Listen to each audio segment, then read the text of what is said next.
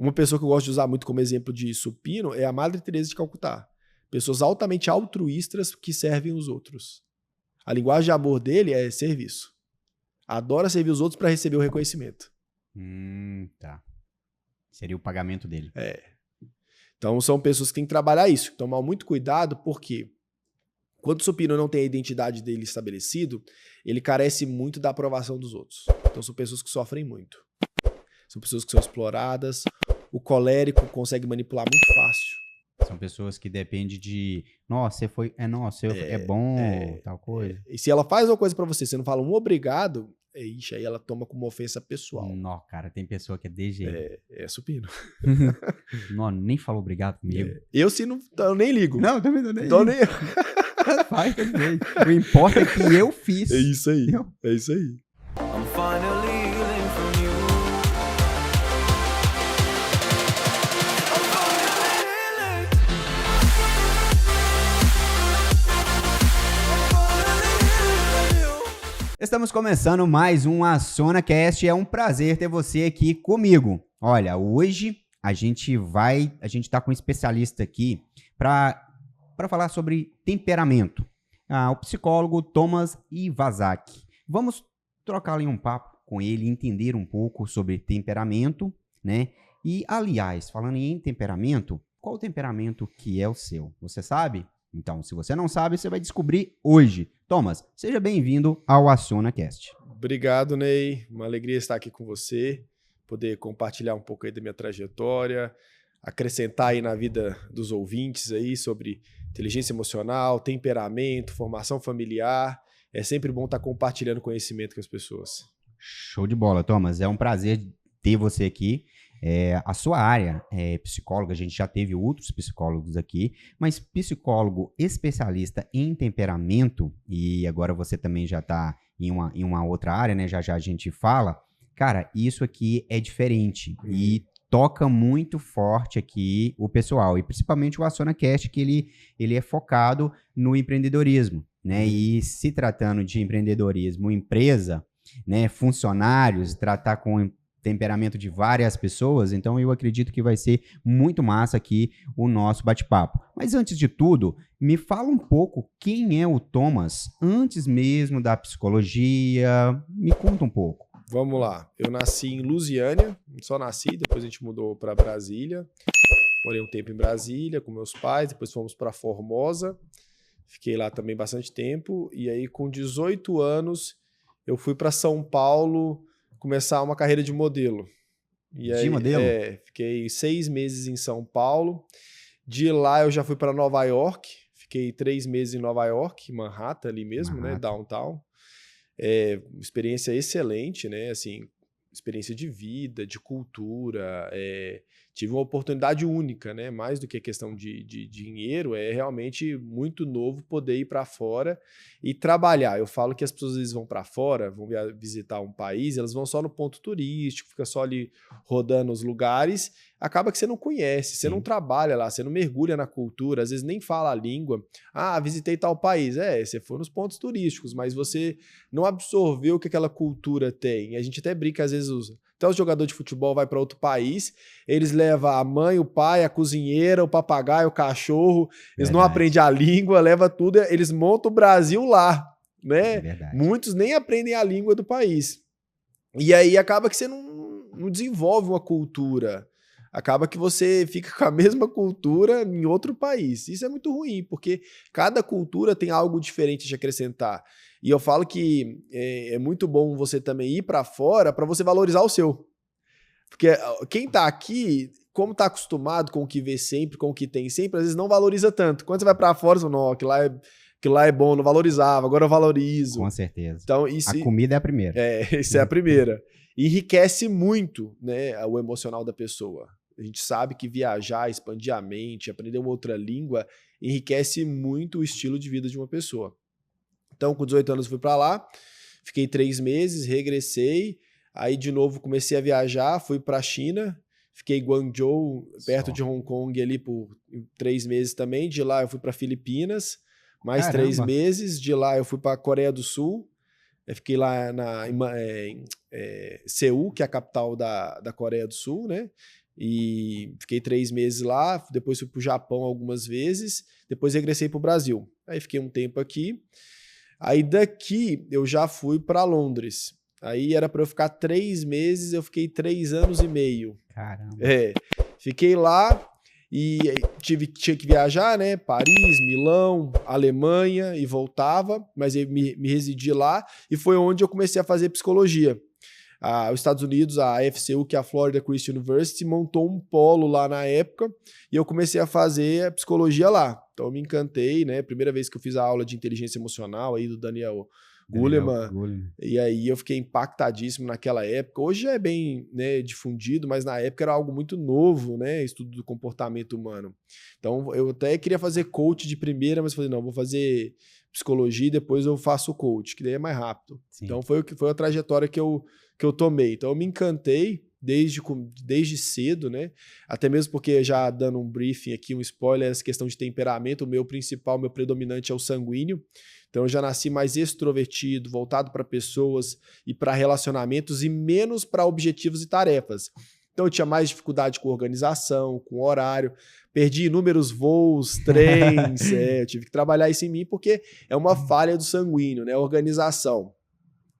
Então assim, e na escola eu tinha muita dificuldade de estudar porque eu não sou motivado externamente. Eu sou motivado internamente. Então não adianta você querer, até para minha mãe educar é difícil, porque a maioria dos outros temperamentos, quando você vai educar, você trabalha com punição ou recompensa. Tira nota boa, eu te dou R$100, eu te dou um videogame. Se você não tirar, eu vou tirar o videogame e tal. Então, para mim, eu vou tomar seu celular, tal, para pegar. Aí você tira a ferramenta de educação dos pais e aí fica furioso, né? Sim. Pô, como é que eu vou trabalhar? Né? Como é que eu vou educar? Como é que eu vou punir? Perdi o controle. Aí ficava furioso. Aí o meu temperamento, sou motivado internamente. Você tem que me convencer que aquilo ali é importante. E a educação no Brasil é muito ruim, porque eles querem enfiar muita coisa goela abaixo que eu não fazia sentido pra mim.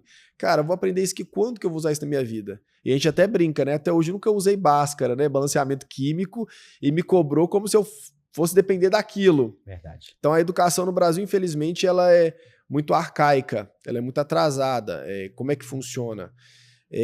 Você tem as matérias, as notas que você tira ruim, abaixo da média, você vai focar nelas para você poder subir e passar de ano, e você deixa de focar naquelas que você é boa. Aí você cai nas que você é bom, sobe nas que você é ruim e você fica mediano, medíocre. Caramba, verdade. Entendeu? Entendi. O ideal é você focar naquilo que você é bom, Sim. que eu já sei o que você é bom, então você é bom em exatas. Cara, vou focar nisso aqui, na hora que for escolher uma faculdade, eu pego o que ele é bom, fica mais fácil ele escolher. Sim. Entendeu? Mas não funciona Não. Assim. E aí, por conta disso, então era muito difícil eu querer, por mais que eu tinha uma referência em casa, um pai que estudava muito, uma biblioteca vasta, meu pai fez biologia na USP, trabalhou na parte de TI da USP, então eu tinha referência em casa, mas ainda não conseguia fazer sentido para mim. Então, quando eu fiz a primeira aula de inteligência emocional, aí pronto, aí instalou para mim, aí eu comecei a ler, estudar igual um doido. Foi virada de chave. Aí, a maioria dos meus livros é em inglês, né? Então eu consigo estudar material que não tem nem em português. Então, assim, eu leio muito hoje porque eu vi a aplicabilidade daquilo que eu estava estudando. Então eu via todo dia, nos relacionamentos, nos vínculos, nas pessoas, no trabalho. Falei, cara, isso aqui eu vejo, isso aqui faz sentido eu estudar. Isso aqui me traz um benefício e uma alegria e eu vejo a aplicabilidade. Agora as outras coisas não via tanto. É importante se aprender, mas não com seriedade de quem vai viver com aquilo. Entendi. Entendeu? Então a minha trajetória foi mais ou menos essa. Aí eu regressei para o Brasil. Né? Já formado? Não, eu terminei o último ano online e finalizei nos Estados Unidos, que é na FCU, que é a mesma faculdade do Augusto Cury, do Paulo Vieira. Sim. Não sei se já chegou sim, a... Sim, já. Então. Eu tenho formação de coach com o Paulo Vieira. Então, ele fez mestrado, doutorado, Augusto Cury também. Então, acabei indo para lá, finalizei nos Estados Unidos, em Orlando, e aí agora já fiz algumas pós aqui em sistêmica, fiz o coach, né? Tenho também faculdade de teologia, e aí agora eu estou tentando visar um mestrado nos Estados Unidos. Por quê? Só para dar um briefing aqui, por que lá? Porque no Brasil, infelizmente, por conta da nossa base de Estado laico, isso entrou dentro do MEC, da grade curricular, então eles excluíram a formação de psicologia cristã no Brasil. Hoje é até proibido, né, você ser um psicólogo que inclui uma cosmovisão cristã dentro do atendimento. Então, no Brasil é proibido. Então, você tem hoje outras pessoas, coaches, psicanalistas, tem 2 psicanalistas em São Paulo que são médicos, que montaram o Instituto de Psicanálise Cristã, muito bons, o Instituto Onari. Então, você tem outras pessoas que fazem, mas psicologia cristã você não tem no Brasil, só nos Estados Unidos. Já lá, por ser uma nação cristã, a formação lá, ela te permite. Então, você tem Christian Counselor, você tem Christian Psychology, e assim, e é uma riqueza muito grande. E como no Brasil nós somos predominantemente cristãos também, seja católico ou evangélico, é uma gama de necessidade não atendida. Então, por mais que às vezes o cara é cristão, ele vai para uma faculdade, ele só vai ler autores e teóricos não cristãos. Ele nunca vai ler um cristão. Faz sentido. Você entendeu? E aí, e como nós estamos tendo essa demanda, aí é claro que a população achou seus meios, né? Que aí o Paulo Vieira entrou, aí entram os outros. Só que acaba que não é uma pessoa voltada 100% para a psicologia. E mistura outras coisas e tal. Então esse é um dos motivos pelo qual eu quero ir para fora, né? Porque muitos psicólogos que eu leio hoje, com profundidade, são psicólogos cristãos. Você tem hoje que veio no Brasil também o Jordan Peterson. O psicólogo cristão, ele ficou famoso por ser cristão. E ele ficou famosão. Só que os caçaram ele não pode ser psicólogo mais. Só que hoje com a internet, por conta dos posicionamentos fortes dele. Só que como com a internet hoje, ele atende, ele não atende porque ele não precisa que ele lende os cursos e os livros, mas isso não impedia ele de exercer. Agora, aí ele parou de lecionar, parou de fazer algumas coisas que limitou ele, mas com a internet acabou que não travou em nada ele, né? Entendi. Mas ele é um exemplo clássico de um psicólogo que se posicionou como cristão. E no Brasil você já está tendo alguns, tá? Que estão se posicionando, abrindo mão do CRP para poder exercer uma terapia cristã. Eu acredito que vai dar mais certo do que o começo. É porque você é cristão, aí você que está com um problema emocional. Aí você vai num psicólogo que não entende as suas demandas, os seus traumas, os seus conflitos que você enfrenta, como que ele vai te ajudar? Não tem como. Vai ficar pior, pra te falar a verdade. Em muitos casos até piora.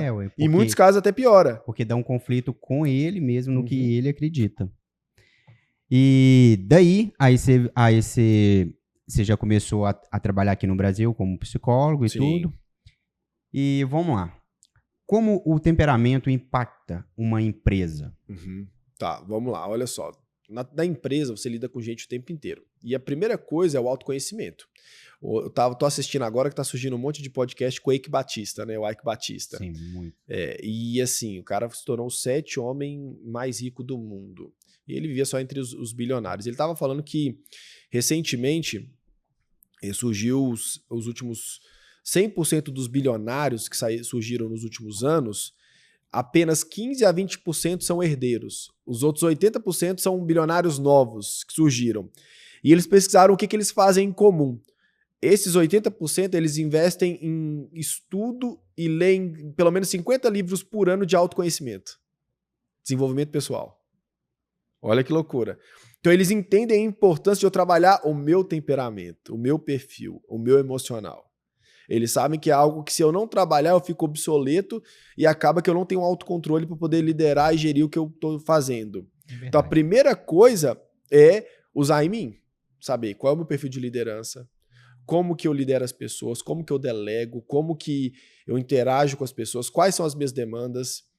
Porque quando eu não tenho autoconhecimento e identidade, eu vou querer copiar o outro. Sim. Quem tá se dando certo. E aí às vezes o outro tem um temperamento completamente diferente do seu.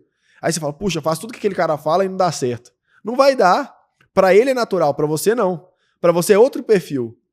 E aí hoje, com treinamentos para muitas pessoas, é muito abrangente. Eles jogam a rede e falam para todo mundo. Ele não sabe quem tá falando. Sim. E a pessoa que tá ouvindo ali fala, acho que é para ela. Por isso a importância de um acompanhamento individual. Que ali você aplica um teste individual, você tem um acompanhamento individual e você desenvolve o seu perfil. E cada temperamento tem um perfil de liderança completamente diferente. Completamente diferente. Uns lideram mais por autoridade, outros por exemplo, outros por relacionamento. São perfis de lideranças diferentes. E aí, quando eu entendo o meu, eu consigo extrair o melhor do meu perfil. Paro de querer copiar os outros. Top. E aí, esse é o primeiro. O segundo é dos funcionários, dos colaboradores, das pessoas que trabalham comigo. Um dos maiores problemas hoje é pessoas em lugares errados. Então, o povo até brinca, né? Aquele Renato 38. Você manda a tartaruga voar, quem tá errado? Você ou a tartaruga, né? Você. Então, você pega um cara que não tem um perfil, por exemplo, um melancólico que não tem perfil de social, de lidar com pessoas, emocional, é muito baixo. Você coloca ele para lidar com gente, você vai estar extraindo o pior dele.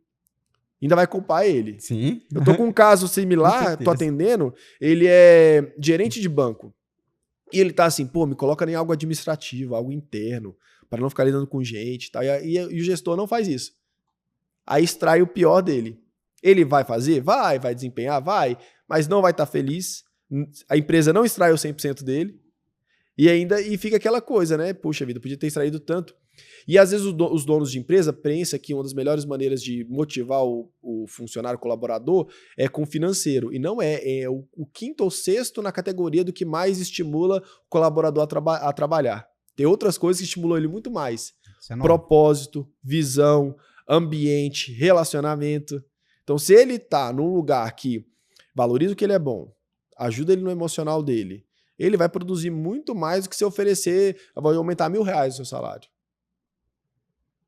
Então, você entender o seu perfil, você entender o perfil dos colaboradores, vai trazer um outro nível de produtividade. A ONU já fez uma pesquisa. Cada $1 gasto em desenvolvimento de equipe volta a $4 de produção. Só que o brasileiro, infelizmente, ele ainda é muito arcaico. Ele não vê valor Sim. nisso. Não Ele acredita. acha... Não. Não acredito. Aí, o que está acontecendo agora? Só para você entender. Tá todo mundo reclamando de falta de mão de obra. Não tem... Aqui, Cláudio, eu sei que é zero, né? Aqui na cidade, meu filho, aqui é uma dificuldade. A cada 10 empresários aqui, 11 a reclamação é funcionário. Porque aqui em Cláudio, o que acontece aqui? Aqui tem muito serviço. Uhum. Aqui você pode escolher onde você quer trabalhar. Uhum. Porém, aqui é arcaico na moradia. Então, não tem moradia. Se você quiser mudar para cá, você não vai encontrar nem casa, nem apartamento. Olha só. Entendeu? E as empresas aqui, elas não conseguem trazer pessoas de fora porque não tem como hospedar essas pessoas aqui. Hotel, casa, apartamento. E elas ficam ali, vamos pôr assim, ó, buscando o cara, tirando o cara de outra empresa.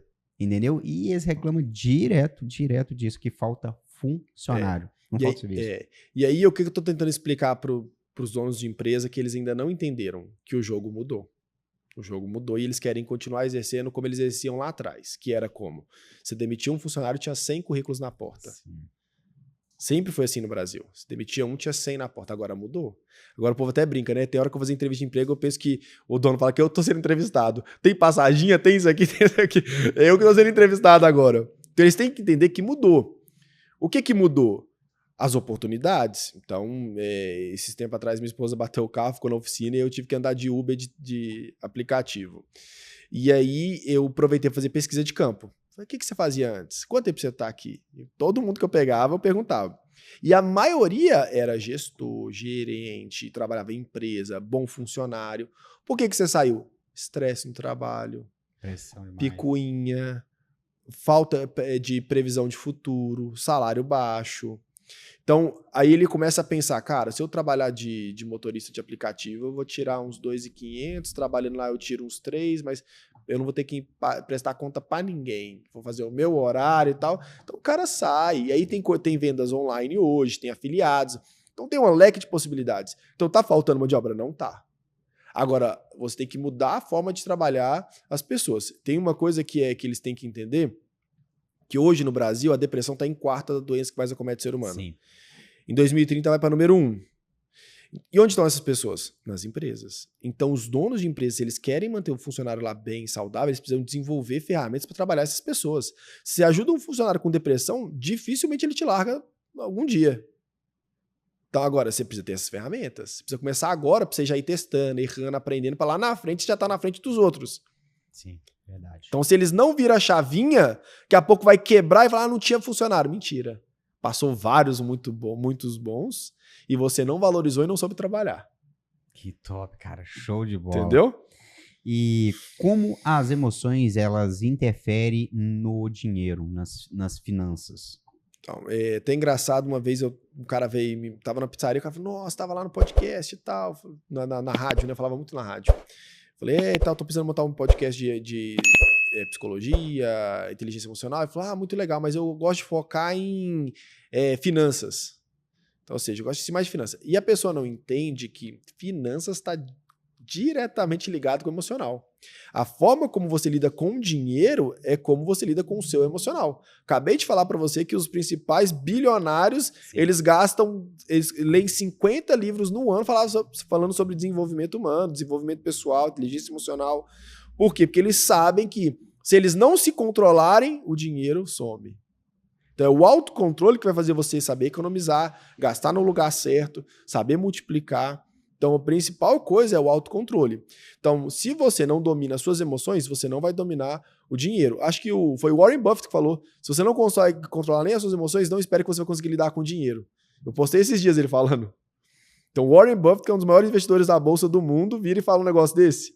Só que, de novo, a gente fala no Brasil, as pessoas falam, o quê? Fica todo mundo, não, quer multiplicar e tal, e acaba que não, o dinheiro entra, mas ele não sabe usar, ou às vezes só fica lá acumulado. Esses dias, eu acho que hoje que eu vi um caso lá nos Estados Unidos do cara que era zelador, né? O cara fazia a limpeza de uma escola. Quando ele morreu, descobriram 8 milhões na conta dele de dólares. 8 milhões? Que ele só foi acumulando, guardando, não gastou, e era funcionário. Caramba. Limpava a escola. Não fez nada com dinheiro.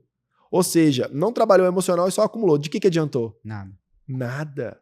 Não aproveitou, não desenvolveu uma família saudável, nada. Só focou no financeiro. Caramba. E isso aqui, essa pergunta, ela vai ser bacana, porque muita gente não sabe isso. Os temperamentos são divididos em 5 tipos. Uhum. Explica aí um pouco cada um deles. Então, vamos lá. No Brasil, o que acontece? O temperamento não é um termo trabalhado dentro das faculdades, né? Às vezes até que trabalha o DISC, mas não passa muito disso.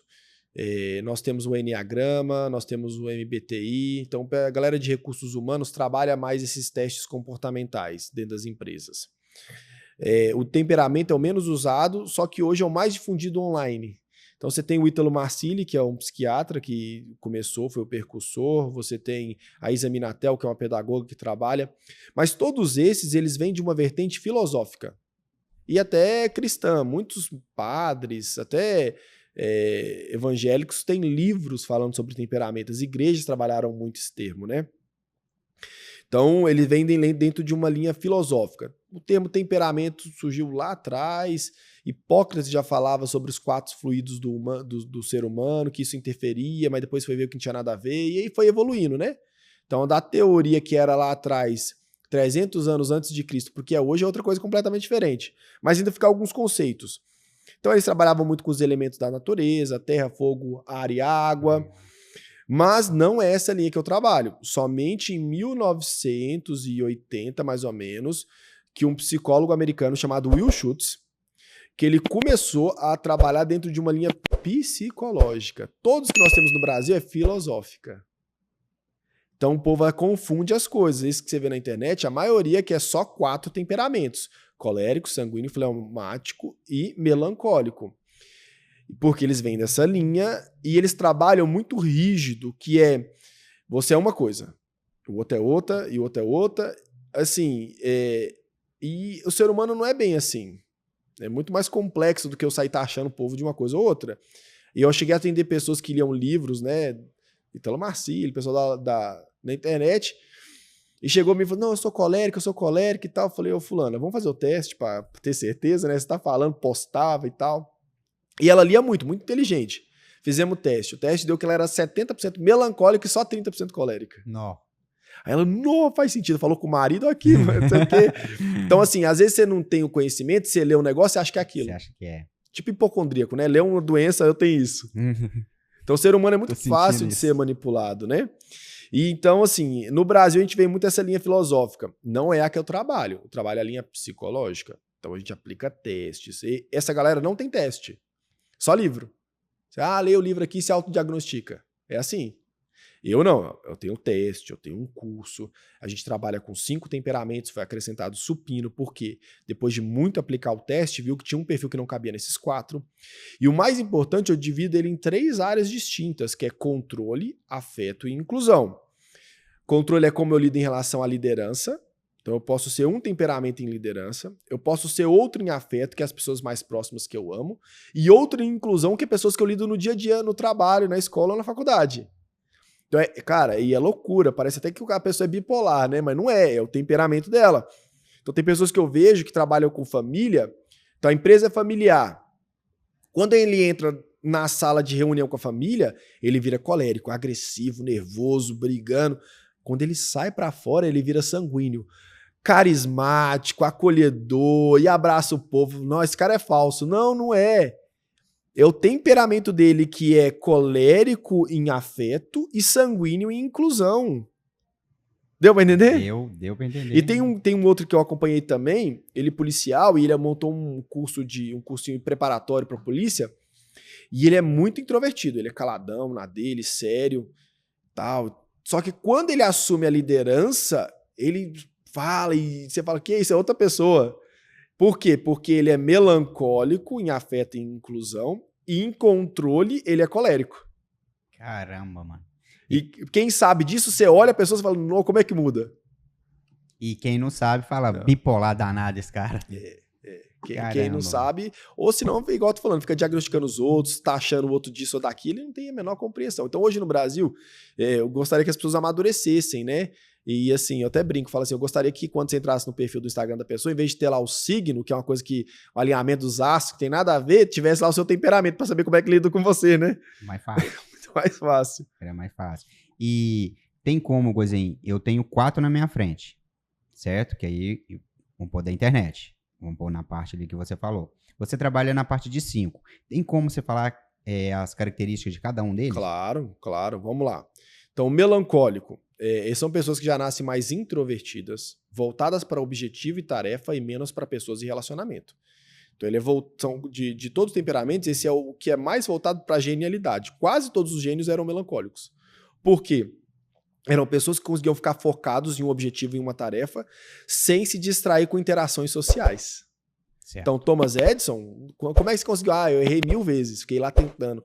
Os outros temperamentos perdem a vontade ou a energia muito rápido. Não, desisto desse negócio aqui não, tô cansado. Então, o artista que gastava horas, meses pintando um quadro, é só melancólico que faz isso. Estudando um único tema, Einstein, Freud, todos melancólicos. Não são de relação pessoal, não gostam de toque, não gostam de abraço, escolhem pouquíssimas pessoas para se relacionar. Eles lidam muito bem com as emoções deles, se eles estiver sozinho numa ilha. Agora, tem mais uma pessoa que tem que lidar com o emocional da outra pessoa e já tem conflito. Como que eles recuperam a energia? Eles têm que ter todos os dias pelo menos meia hora a 1 hora sozinho pensando nos problemas. Se eles têm um dia muito agitado, cheio de gente, eles têm a tendência a sofrer um burnout, uma exaustão, surtar ou espanar. Então eles têm que saber que é o único que tem essa necessidade, nenhum outro tem isso. Caramba.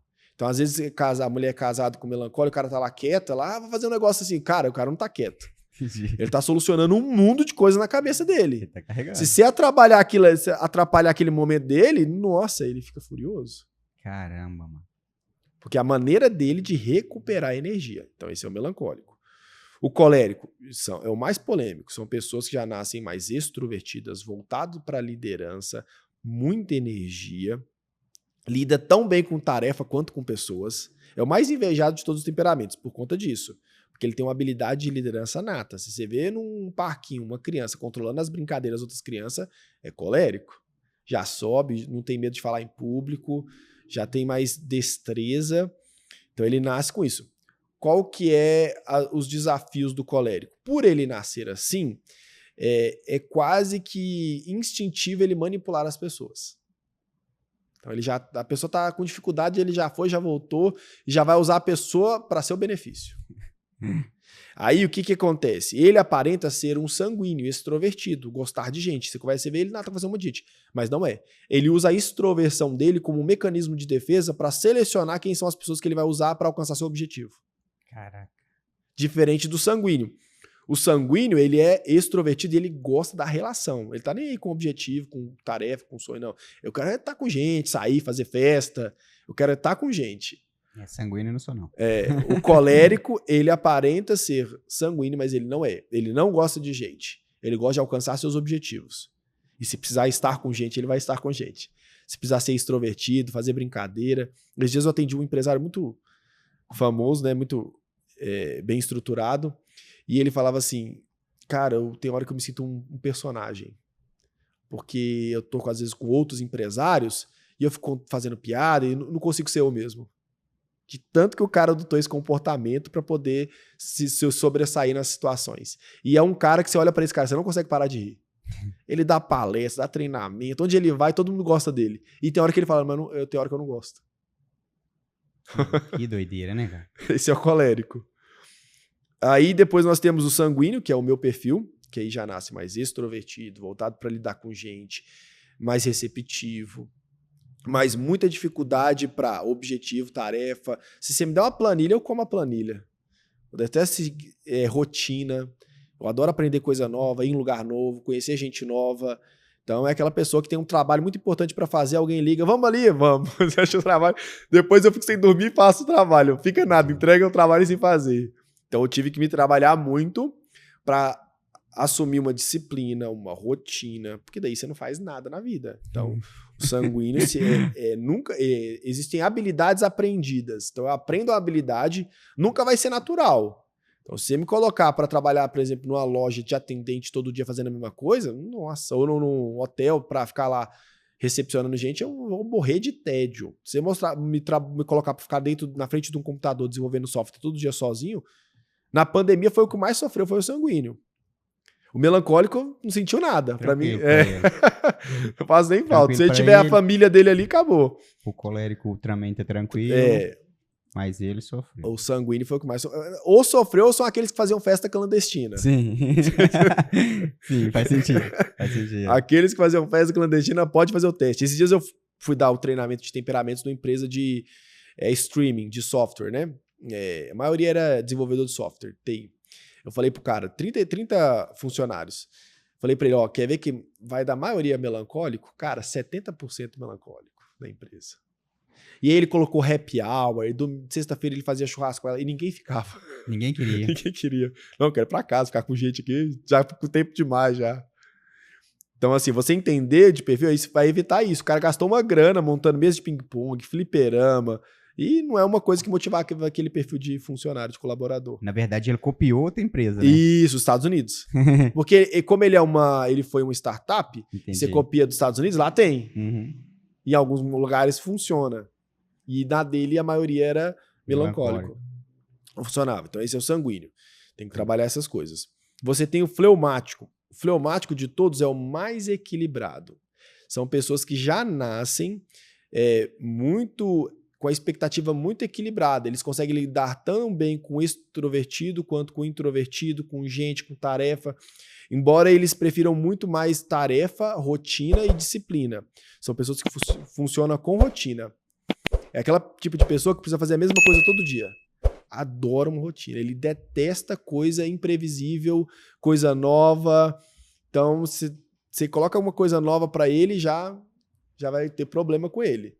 Agora, você coloca aquela coisa que para mim não funciona, que é todo dia repetitivo e chato, ele faz com maestria. Então, um administrador de empresa que fica ali, contador, que trabalha com a mesma coisa todos os dias, tá em casa. Entendi. Tá em casa. E aí, essa pessoa, se você fica mudando ela de rotina, fica mudando ela de função, você vai perder um excelente funcionário, excelente colaborador. E ele tem uma coisa legal que ele é de todos, é o mais diplomata. Ele detesta conflito, detesta briga, conflito. Ele vai sempre tentar apaziguar qualquer tipo de conflito. Ele tem uma habilidade muito boa para ver injustiça, só que ele não tem energia para resolver. Então ele sabe estimular os outros a resolver. Entendi. Ele vê alguma coisa errada, vai lá fulano, você é excelente para resolver esse problema aí. Não é porque ele não quer, realmente a energia dele é muito baixa. Até por isso que o que acontece com eles em relação à amizade? É um perfil de gente que mantém as amizades de infância. Porque fazer amizade nova requer muita energia, você erra com a pessoa, até você conhecer, até a pessoa te conhecer. Então demanda muito tempo. Dá trabalho, né? Então ele mantém as amizades lá da infância do que fazer nova. Minha esposa é fleumática, ela mantém as mesmas amizades lá de trás e tem dificuldade de fazer novas. Cada fase da minha vida, eu faço um novo ciclo de amigos. Eu tô aqui, agora eu tô casado, agora tenho filho, vão mudando as coisas. Entendi. Esse é o fleumático. Então, Fleumático. ele recupera energia dormindo. Quanto maior for o problema, mais ele dorme. Então, no começo, eu ficava muito nervoso com a minha esposa, porque eu queria resolver o problema ali na hora, e ela virava pro lado e dormia. Você fala, cara, como Não, dorme? Não, é o único que consegue fazer isso. Cheio de problema e... E nós dorme assim de roncar e babar. Você fala que é até um desrespeito. Entendi. Depois que você entende, você fala, cara, é assim que ela recupera a energia. No outro dia ela acorda outra, disposta pra solucionar o problema. Caramba. Só que se eu quero na minha hora ali, pô, aí vira uma briga que vai até 3 horas da manhã. Caraca, velho. Massa esse negócio. Esse é o fleumático. Fleumático. Então, e por último, nós temos o que foi acrescentado, que é o supino. Por que ele foi muito difícil de ser diagnosticado? Porque ele aparenta ser melancólico. Ele é introvertido, tá? Ele lida mais com tarefas e objetivos melhor. Qual que é a principal diferença? O melancólico, ele é introvertido e ele gosta de ser introvertido. O supino, ele é introvertido, mas ele quer ser extrovertido. Então, se você vê um melancólico ali fazendo alguma tarefa, e se você chamar ele pra fazer alguma coisa, ele vai ficar bravo, porque você tirou ele do que ele tava fazendo. O supino, ele tá assim, por favor, alguém me chama pra fazer alguma atividade. Ele nunca vai iniciar um relacionamento e um contato, mas por dentro, se você iniciar, ele já vai todo feliz. Ele fica ali na dele, faz a dele, Fica na mas dele. se Mas tiver se alguém... você chamar, ele vai assim, com a maior felicidade do mundo e vai ser um dos melhores amigos mais fiéis. Caramba, cara. É um dos mais fiéis. Uma pessoa que eu gosto de usar muito como exemplo de supino é a Madre Teresa de Calcutá. Pessoas altamente altruístas que servem os outros. A linguagem de amor dele é serviço. Adora servir os outros para receber o reconhecimento. Tá. Seria o pagamento dele.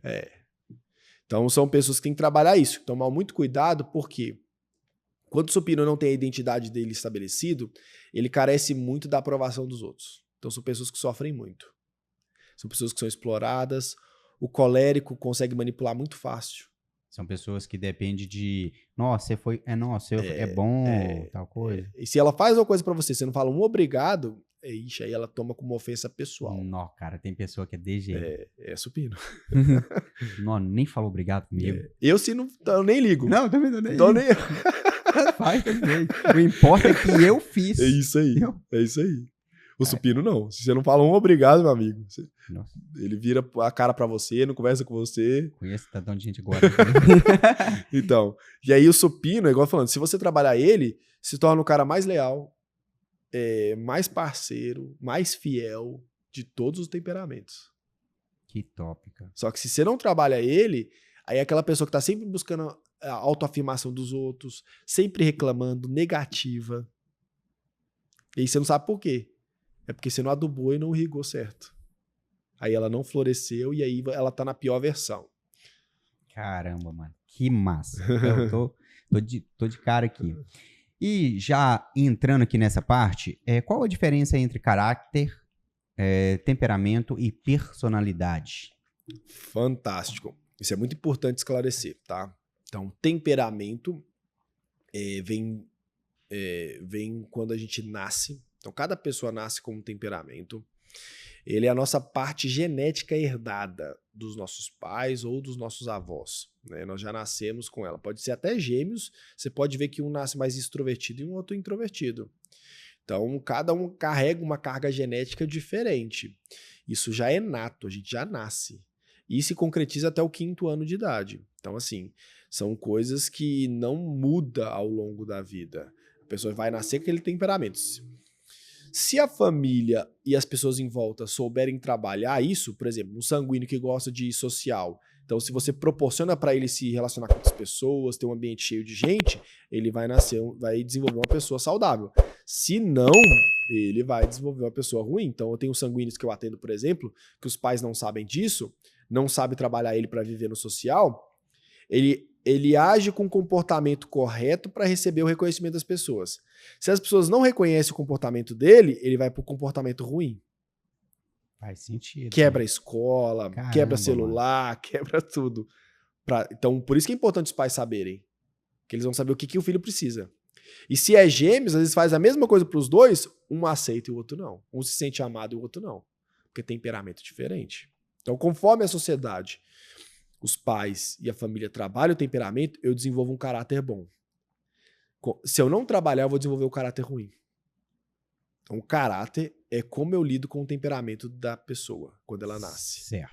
Se eu sei as demandas, se eu trabalho elas, se eu consigo desenvolver a parte boa. Então, um colérico, por exemplo. Se você trabalha um colérico quando ele nasce, cara, quase todos os grandes empreendimentos da sociedade que traz um benefício gigantesco são coléricos.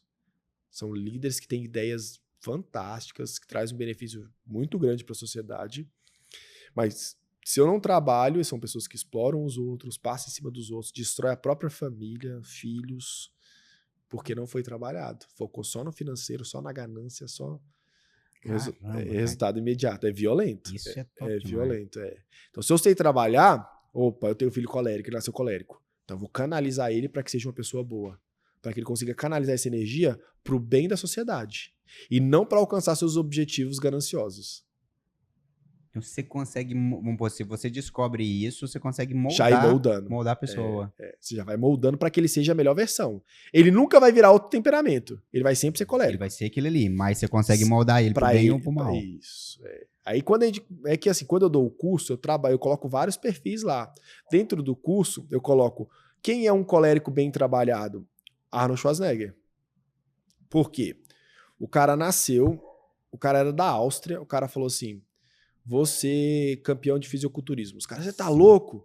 Você tá só americano que ganha isso aí, você nunca vai ganhar. Não, vou. O cara foi lá, não só ganhou, se tornou a maior referência no mundo. Até hoje ele é inspiração por um monte de gente que eu conheço pra saúde. Muita gente hoje se espelha nele. Então ele, se ele tiver na melhor versão, ele inspira os outros a serem melhor. Se ele tiver na pior, ele oprime os outros. Entendi. Então ele se tornou fisiculturista, depois ele falou assim, você é governador da Califórnia, virou. Depois você é ator de Hollywood, virou ator de Hollywood. Tudo que ele se propôs a fazer, ele conseguiu. É só o colérico que faz isso. Esquece. Se outro temperamento tentar fazer isso, a probabilidade de dar errado é 80%, 90%. Caramba, mano, isso é muito... Cara, isso é muito sério. É mano. muito sério, é muito sério. Por isso que eu tô tentando trabalhar ao máximo para as pessoas entenderem, porque as pessoas ainda estão num nível muito amador de temperamento. Caramba. Elas não têm noção de nada disso que eu tô te falando. Ela sai taxando o outro, sai falando negócio, não tem nada a ver. E por último, nós temos a personalidade. O que é isso? Se eu tenho um caráter bom, se eu fui bem trabalhado, eu consigo ser autêntico. Então eu consigo ser eu mesmo para as pessoas. Se eu não fui bem trabalhado, eu preciso desenvolver um personagem para esconder um caráter ruim. Entendi. Então, às vezes as pessoas estão vivendo um personagem para esconder um caráter que não foi trabalhado, porque ela sabe que ela não vai ser aceita pelas pessoas. É óbvio que eu não posso falar o que eu penso o tempo inteiro, me expor o tempo inteiro. Porque se eu falar o que eu penso o tempo inteiro, eu posso ir pra cadeia, né? Então a gente tem que ter um filtro. Então a personalidade, ela serve para filtrar o que você pensa, o que você acha. Não para criar um outro personagem para esconder um caráter ruim. E tal, ligou pra família. Aconteceu alguma coisa e tal com fulano? Aí falou assim, ontem eu briguei com o pai dele saiu de casa. E aí no outro dia, o menino já refletiu na escola. Isso é um caso. Vou te contar outro. Mais difícil ainda, mais pesado. O que aconteceu? O menino super inteligente tinha conseguido bolsa 100% numa escola particular, de tão inteligente que o menino era. Escola difícil de passar. Só que de repente a escola ligou pros pais e falou assim, aqui, o menino não tá conseguindo prestar atenção na aula. Tá com déficit de atenção. Não tá conseguindo prestar atenção. Tá parado, tá aéreo. Mandaram o menino pra mim. O que aconteceu? Aí fui averiguar, o menino 14 anos descobriu que o pai tava traindo a mãe e começou a dar indireta pra mãe. Ô mãe, o pai não tá na academia não. O pai tá em outro lugar. Imagina você tendo que falar pra sua mãe que seu pai tá traindo ela. Imagina que pressão psicológica que é um negócio desse. Pesado. Não, você tá doido? Tá doido? Não é normal. Um filho fazer? Não é normal. E aí ele ficou dando indireta até que a mãe pegou. Tava traindo, o pai saiu de casa. Ficou um mês fora, depois eles conversaram, ele voltou, mas não teve nenhuma conversa com o menino. Fingindo que nada tinha acontecido. Um ambiente ruim, sem nenhuma conversa e seguindo a vida. Cara, o menino chegava na escola e ficava pensando, fiz certo, fiz errado. O que vai acontecer agora? Eles vão voltar? Como é que vai ficar? Será que vai separar por minha causa? E aí, cara, aquilo trouxe uma pressão violenta pro emocional dele. E os pais estavam nem... Aí quando os pais vieram, vocês estão de brincadeira comigo que o problema é o menino. Vocês estão falando sério que o problema é o menino. Não, aí fiz o pai conversar com o menino, fiz o pai pedir desculpa, falar que adulto erra, que eles estão tentando consertar e tal. O menino melhorou.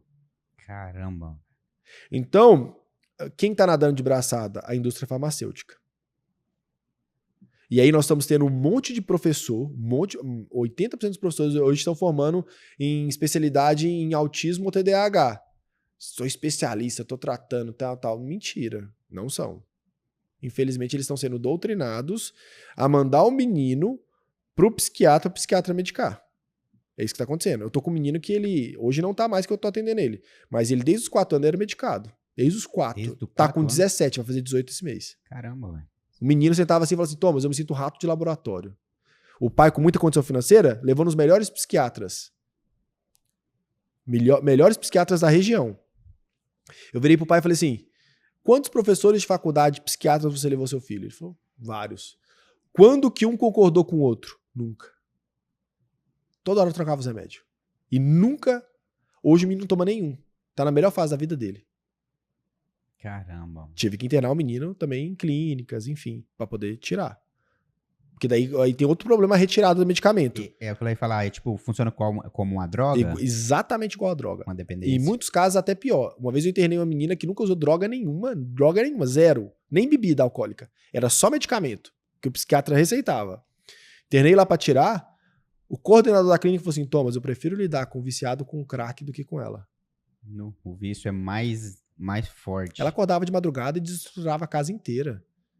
Falava assim, as meninas estão pedindo pra sair, ou ela ou a gente. As outras. Mano. Deu pra entender? É forte, hein? É. Você é doido. E já pra gente finalizar essa parte aqui, a programação de filhos se dá ali até os 7 anos ali em volta. Se eu estiver errado, você me corrige. Uhum. Podemos dizer que todo o temperamento dos seus pais pode ser programado também? Não, mais ou menos. Vamos lá, só para finalizar essa questão da idade, né? A gente acredita que até os 5, 7 anos você forma ali o caráter. Sim. E até os 13 a identidade. E aos 21 é quando fecha o córtex pré-frontal, que é a tomada de decisão. Fechou essa janela, aí eu sou para poder reprogramar a pessoa. Então a fase mais importante ali é até os 13. Então se a mãe puder ficar em casa, puder ficar presente, proporcionar um ambiente saudável nessa faixa etária aí é primordial, tá? Agora, a questão de transferência de temperamento. Não, o que acontece? Cada família tem um código de conduta e uma maneira de viver. Então, é claro que o filho naquele ambiente ele vai absorver alguns comportamentos. Então, eu já atendi um caso de um menino que eu nunca ia... Eu vendo ele, por isso que é tão difícil às vezes você diagnosticar a pessoa só de ver ela um pouco e falar, ela tem tal temperamento. É o que o povo tá fazendo o tempo inteiro, né? Eu converso com você aqui e já fala que você é isso. Eu não sei se é a sua personalidade, não sei se você está escondendo, se você está sendo você. Que é um personagem. Por isso que é bom o teste. Então eu vi o menino e nunca imaginei que ele fosse melancólico. Por quê? Ele estava num trabalho que ele dava com gente o tempo inteiro. Não, esse não é não. Quando eu lá, 100% melancólico. E o pai colérico. Então ele foi lá e uma das melhores coisas que me agradece, aprendi a lidar com meu pai. Uma empresa grande, aí era assim... O pai amava ir pra empresa, pai coléricozão mesmo. Ele colocava um funcionário pra brigar com o outro pra vender mais. Era uma confusão. E o filho detestava isso, tá nesse ambiente hostil. E o pai amava. Adorava ver o pau torar e tal. E o filho, não, pelo amor de Deus, pra que isso e tal, né? Precisa disso, não. Os dois brigavam. E aí o filho estudou fora, voltou, inteligentíssimo, melancólico inteligentíssimo. E ele falou, pai, eu tô desenvolvendo software, você não precisa nem vir na empresa. Aqui você consegue monitorar isso. Pai, não, tá doido? Eu tenho que vir aqui, tem que ver os funcionários, tem que dizer o quê. Então, assim, esse menino melancólico, ele teve habilidades aprendidas. Não é natural, mas ele aprendeu. Então, ele vai ser sempre melancólico. Só que ele aprendeu algumas habilidades que não é natural pra ele. Por conta do pai, da convivência, do trabalho. E aí, quando ele aprendeu isso, ele aprendeu a lidar melhor com o pai dele. Então você vê que, imagina, um colérico, eu tenho um filho melancólico, se passasse, o filho seria colérico também. Sim. Mas o filho é o oposto do pai. Cara, isso aí dá uma guerra dentro de casa. Não, ele até então, ele quase pediu pra sair da empresa umas 3 vezes. Cê é doido. Só que depois que foi trabalhando, isso falando, é a importância da empresa. E hoje quase 80% das empresas no Brasil é familiar. E é um problema, porque o brasileiro não tem maturidade para gerir uma empresa familiar. Eles fazem de maneira amadora. É briga, é discussão. Tem funcionário que fala assim, sua mãe pediu isso, seu pai pediu isso, você pediu isso. Eu faço o quê? Acontece muito isso aqui. É raro, mas acontece muito, né? Não é raro não. Não, o povo brinca, é raro, mas acontece muito. Sim. Que aqui acontece muito isso, você vê muito isso. Você entra nas empresas, Familiar. o filho pediu uma coisa, o pai pediu outra, a mãe pediu outra, você fala, cara, e aí agora? Quem que eu agrado? Né? Eu atendo demais. Empresa familiar hoje. E nós não temos essa cultura de gerações, né? Passar a empresa para a próxima geração, treinar a passagem para a próxima geração. E aí vira um peteco, que vira uma mágoa, vira um conflito, principalmente colérico. O que acontece com as famílias coléricas que eu atendo? Olha que loucura. São os mais bem-sucedidos, né? E isso quando não destrói a família, para poder ser bem-sucedido, né? Foca só na empresa. Quando ele ainda mantém a família, ele foi muito ausente na primeira infância dos filhos. E aí os filhos crescem e culpam a empresa. E aí, às vezes, eles trabalham na empresa e não conseguem desempenhar uma função saudável na empresa porque acaba que inconscientemente eles culpam a empresa por ter roubado o tempo do pai, Sim, que era deles. faz sentido. E aí é um problemão, porque daí o pai cobra produtividade do filho, o filho quer entregar, mas não entrega porque não tratou isso. Tipo uma autossabotagem. Autossabotagem. Tipo não, totalmente Total. E se tratando de medicamentos, parece que isso nas redes sociais virou motivo de status, né? Porque, tipo assim, se falam muito, principalmente em podcast mesmo, a gente vê aí falando, eu tomo um, eu tomo outro. Não, cara, você tem que tomar esse aqui. Então, isso, cara, eu acho que já, tipo assim, já saiu vamos dizer assim, da base mesmo ali, porque antigamente a pessoa ela não queria tomar remédio tarja preta. Hoje em dia, tinha um não. preconceito, É isso, tinha um preconceito. Hoje em dia, não. Hoje em dia é bonito. é bonito. Eu tomo, eu sou assim porque eu tomo. E qual é a sua visão nessa parte? Não, é só você parar e raciocinar. Se os medicamentos estão melhorando, a tecnologia está melhorando, a ciência está melhorando, como é que as pessoas estão ficando mais doentes? Era para ser o contrário. Se os medicamentos estão melhorando, era para as pessoas estarem mais saudáveis. Sim. Mas elas estão mais doentes. Então tem alguma conta que não fecha. E as pessoas estão demorando para entender isso. Remédio, remedia, ele não trata. Por isso que o nome é remédio. Por isso o nome é remédio. E aí a ideia é que, em alguns casos extremos, você tome para aguentar a dor daquele momento e depois você vai buscar uma terapia para tratar. As pessoas só estão tomando e não estão tratando. Aí vai precisar tomar outro, aí vai precisar aumentar a dose e nunca vai tratar. Aí ou ela surta. Infelizmente, é até ruim falar essa questão, porque hoje em dia na internet não pode nem falar, mas muitas pessoas cometendo suicídios fazendo uso. De remédio. Às vezes com os próprios remédios. Sim. Então, assim, nós estamos realmente numa pandemia aí de medicamentosa que a indústria farmacêutica está ganhando muito, porque o tanto de farmácia que está abrindo, não sei como é que tá aqui na sua cidade, mas na minha Não, aqui é uma em cima da outra, É literalmente. É a mesma coisa, aqui é a mesma coisa. E esses dias eu teve uma influência até grande, e conversando com a outra lá, aí ela falou, ela tava contando lá que tomava os remédios e tudo, aí a outra falou assim, mas por que você não vai fazer uma caminhada? Você vai pra academia? Eu uso isso, eu vou pra academia, chego em casa, zen. Ela falou, não, é muito mais fácil eu ir lá tomar o remédio, eu tomo o remédio, deito, 2 minutinhos, tô tranquilo de novo. Então, tipo, cara, tá esquisito. O que acontece? É muito mais fácil eu também colocar a culpa numa doença. Eu esqueci minha chave, tenho TDAH. Não, o TDAH eu não falei lá em cima porque a gente ia falar isso aqui, mas o TDAH é isso. O TDAH virou status. Não, eu tenho TDAH. E aí é uma desculpa pro meu erro. Não, gente, me desculpa, eu tenho TDAH, eu fiz isso de errado. Não, você fez tudo bem, é normal você fazer, então é normal errar. Não precisa colocar uma justificativa em algo pra amenizar o seu erro. Isso é falta de identidade. Quando eu não tenho segurança em quem eu sou, eu preciso arrumar uma justificativa pra tampar o meu erro. Contar uma historinha pra você mesmo. Isso, e pros outros, né? E aí, o que acontece? Com isso, de novo, vai adoecendo, não vou tratando, porque se eu não trato aquilo com o problema que ele eu não sei qual ferramenta eu vou usar pra tratar. Verdade. E aí, na medicina, infelizmente, eles estão sendo formados muitos para tratar, para medicar e não para tratar. E aí acaba que as pessoas ficam eternamente doentes. Eternamente. Muita gente está morrendo aí. Isso é um assunto muito sério, né? Dá pra gente falar que horas, mas muita gente morrendo e sem conseguir encontrar ajuda. Então, muita gente eu tiro medicamento. Tem uns que eu tenho que internar, processo lento, difícil, porque você vai tirando, ela já tem dependência química. E ninguém quer mexer nisso, a verdade é essa, vou ser sincero, ninguém quer mexer, tem essa dor de Tá cabeça. dando certo. Dá Deixa muita dor quieto. de cabeça. E também a responsabilidade. O psiquiatra, ele tá resguardado. Não, eu tô medicando, não tá funcionando, mas se a pessoa morrer também é culpa dela. Eu já mediquei. Agora, se eu começar a tirar e der algum problema, não é responsabilidade sua. Sim. Então ninguém quer mexer. E aí tá todo mundo doente. E aí a falta aí é isso, é de estudar, de ir atrás, de a gente entender que a nossa sociedade tá doente, que você tá seguindo um fluxo. E tá todo mundo mesmo. O negócio falou, virou um status Não, quo. virou. Você vai qualquer Instagram que você abre, o povo tá lá, TDAH. Hoje em dia tá diferente você. Você toma algum remédio? Não. Mas nenhum Rivotril? Você nunca tomou? Não, nunca tomei não. Você é o diferente. Entende? Tá o normal o povo tomar. E a pessoa tá doente pra caramba, problema no casamento, problema com o filho. Teve até uma pesquisa recente falando sobre o autismo, que muitos dos autistas é porque a mãe estava com depressão e tomou antidepressivo durante a gravidez. Isso eu não sabia não. Entendeu? E aí não é falado e as pessoas estão nascendo esse tanto de autista e tá virando uma confusão. Por quê? As pessoas estão depressivas. Cara, isso é o que eu falei aqui, isso virou status, É. virou status. E já, vamos pôr assim, a base aqui, ó, vamos dar uma viravolta.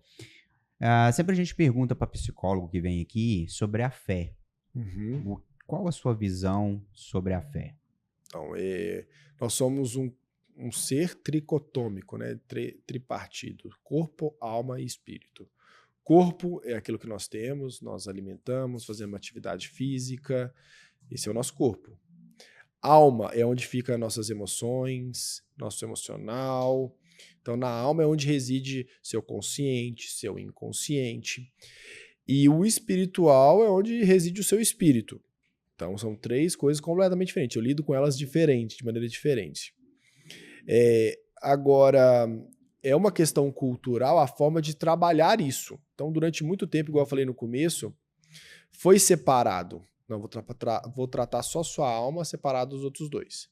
Só que hoje, qualquer psiquiatra que você vai, fala assim, você faz atividade física? Porque isso afeta a sua alma, afeta suas emoções. Se você estiver fazendo atividade física, a probabilidade de você ter uma qualidade de vida é alta.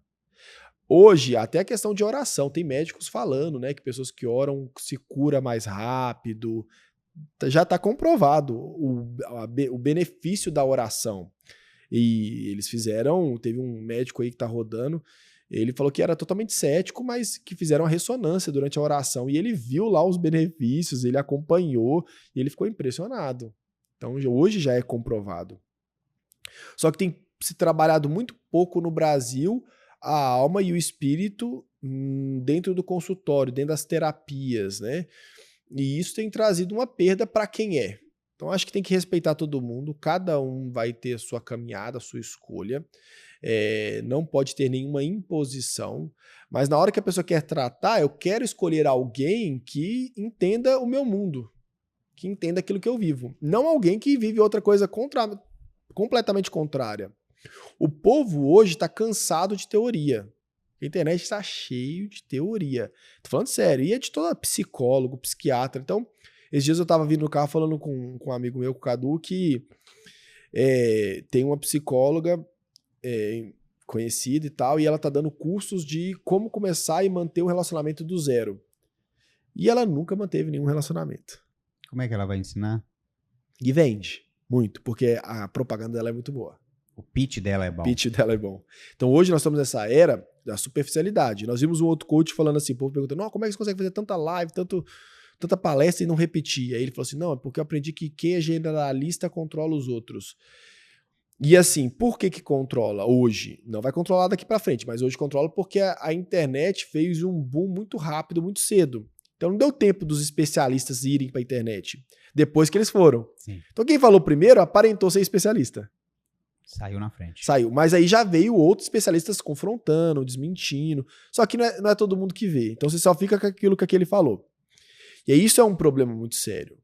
Porque são pessoas que às vezes não praticou, não viu, outro ouve e vai praticar sem contextualizar. Por isso que eu tô falando muito para as pessoas, contextualiza. Traga para sua realidade, para o seu contexto e vê se aquilo é aplicável. Mas não, eu quero ganhar dinheiro, aquele cara fez aquilo, deu certo, eu vou fazer. Aí o cara faz 1 ano e dá errado. Aí o cara se frustra, fica depressivo, toma medicamento. Por quê? Porque o cara não trilhou o caminho saudável, que é, vou me trabalhar, fazer uma terapia, saber meu perfil. E aí eu vou escolhendo o caminho que se adequa com o meu perfil. E não sair igual um doido, né? Um boi selvagem aí, querendo fazer qualquer coisa que ele viu que outra pessoa fez. Sim, na verdade, aí, ó, às vezes a pessoa nem doente ela é.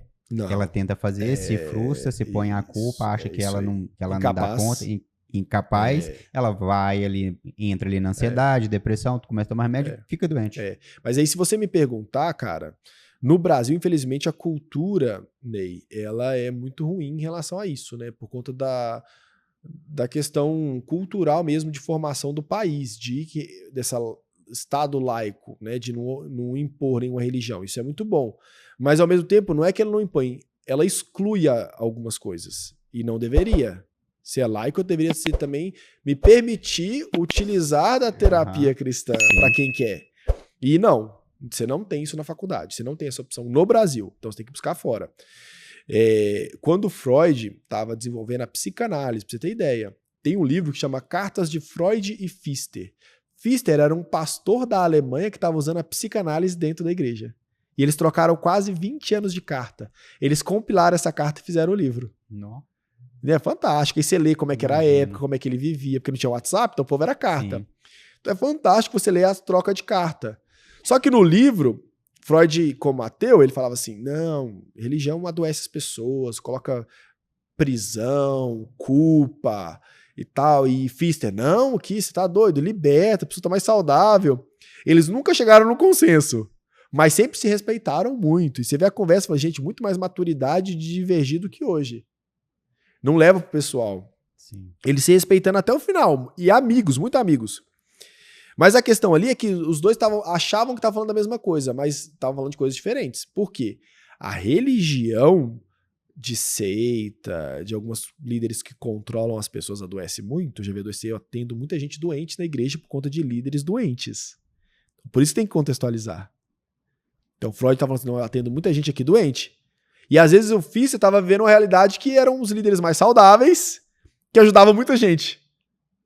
Eram realidades diferentes. Depois você tem C.S. Lewis, não sei se já leu, ele foi um dos maiores escritores, ele era professor de literatura de Oxford e Cambridge. Um cara fantástico. E ele, no seu livro Cristianismo Puro e Simples, ele tem um capítulo que ele reserva para falar sobre psicanálise.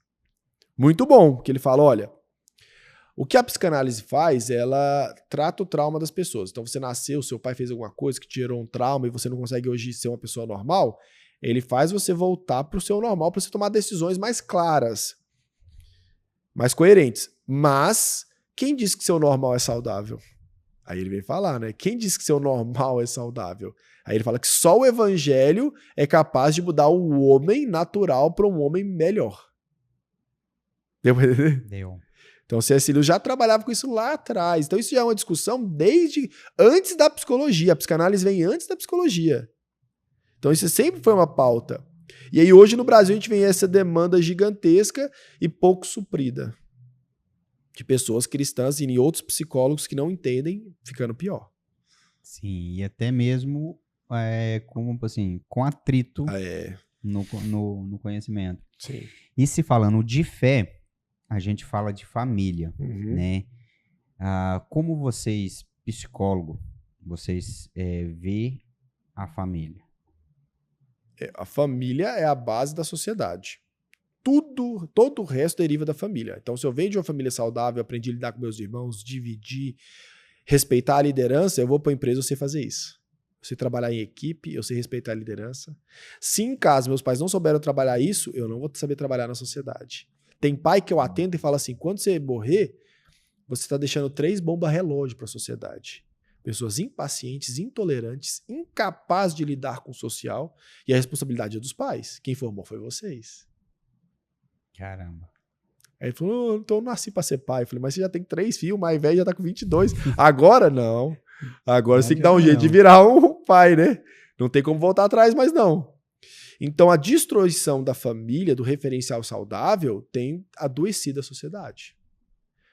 Então a família é a sociedade em pequeno porte. A sociedade são muitas famílias unidas. Se eu tenho pessoas e famílias saudáveis, eu tenho uma sociedade saudável. Se eu tenho famílias doentes, eu tenho uma sociedade doente. É um organismo. É um organismo. Então, as famílias são as células. E aí, hoje, nós estamos com muita dificuldade. Muita dificuldade, por quê? A incapacidade de lidar com a dor. Então, antigamente tinha 10 filhos, então às vezes os pais não davam atenção, não era muito presente. Não que era o ideal, mas, querendo ou não, ainda assim eles conseguiram constituir filhos mais saudáveis do que a geração de hoje. Muito mais. Muito mais. Por quê?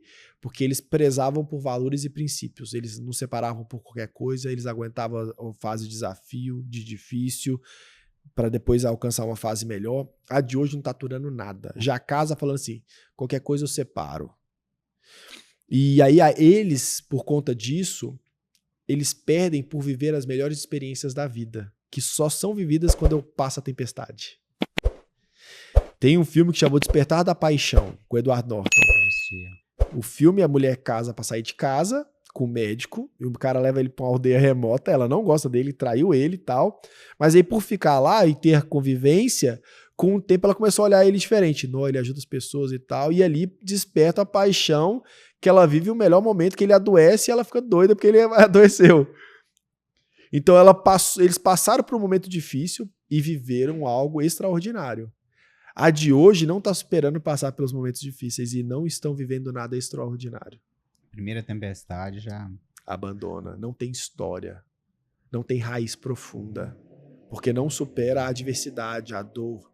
E nós estamos vivendo nessa sociedade que qualquer dor tem que tomar um remédio, não dá para aguentar.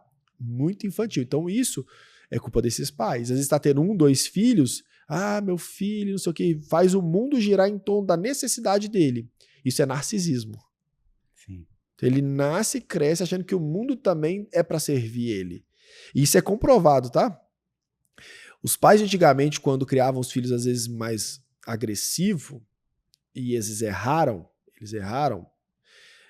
mesmo assim, esses filhos quando cresceram, olharam para trás e falaram assim, puxa vida, talvez se meus pais tivessem feito isso, eu estaria na cadeia, seria bandido. Eu consegui entender o porquê que eles fizeram, mesmo eles tendo errado.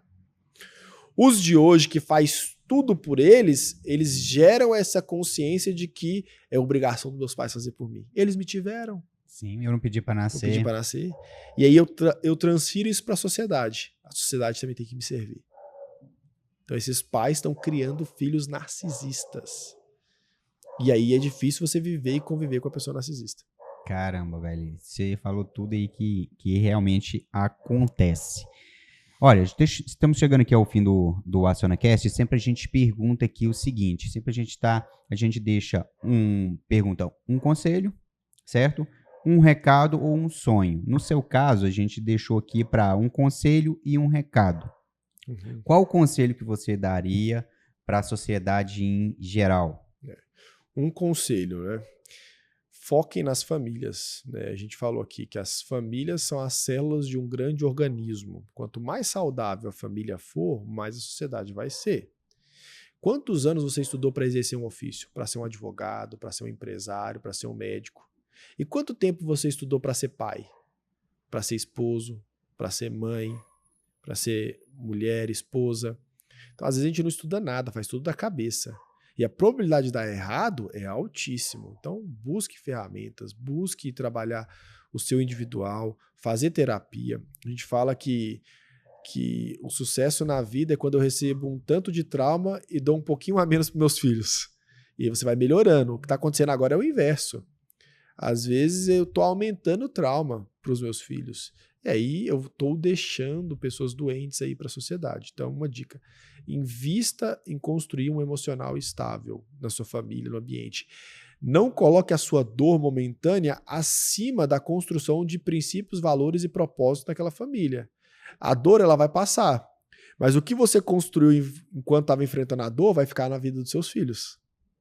Então, foque no futuro, no que você vai deixar de legado e menos em herança. Cara, belas palavras.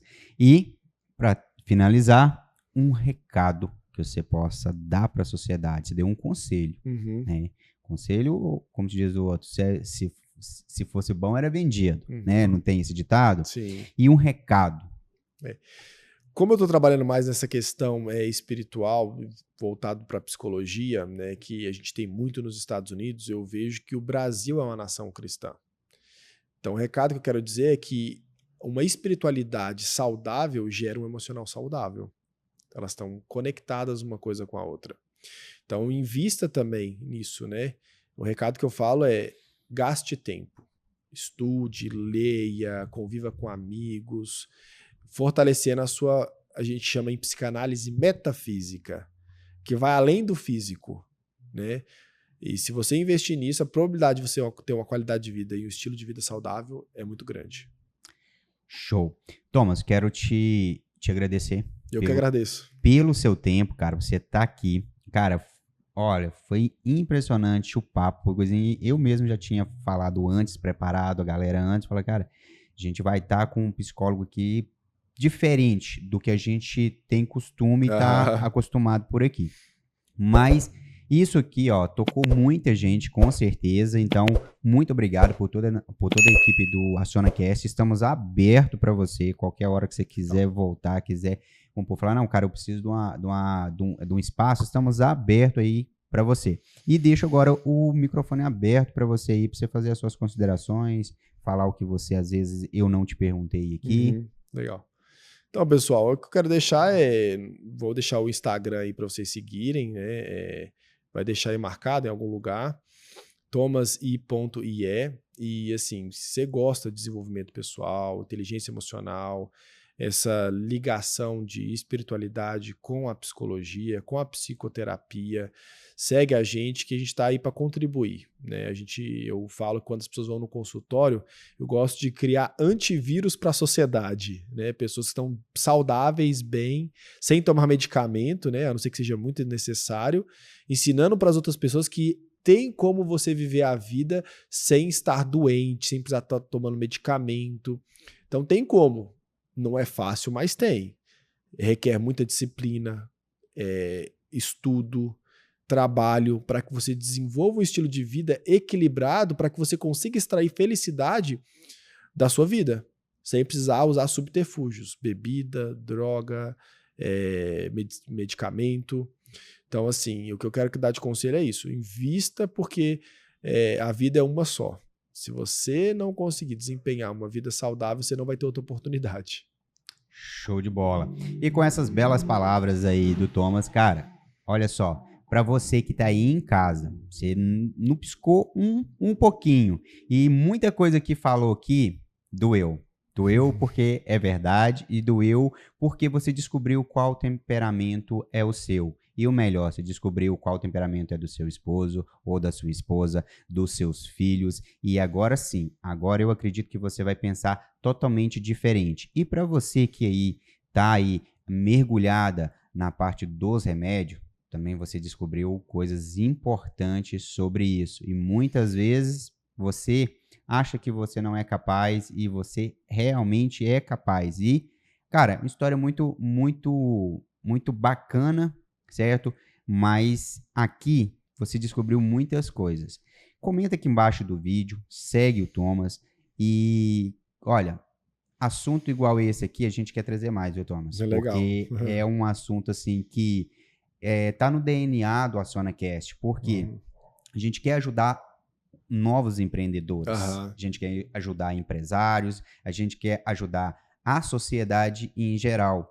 E muitas vezes a gente trazer pessoas, especialistas como você, que o que você fez aqui, cara, isso aqui vai tirar muita gente de remédio, porque ela vai descobrir que ela não precisa.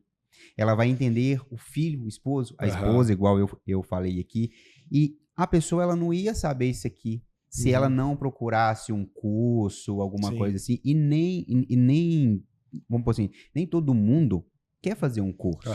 Né? E a outra tem aquele preconceito. Não, curso de autoajuda? Pra quê? Eu não preciso, né? Mas ela assistiu um corte, ela assistiu essa entrevista e a gente conseguiu tocar ela. Show de bola. Então, cara, muito obrigado.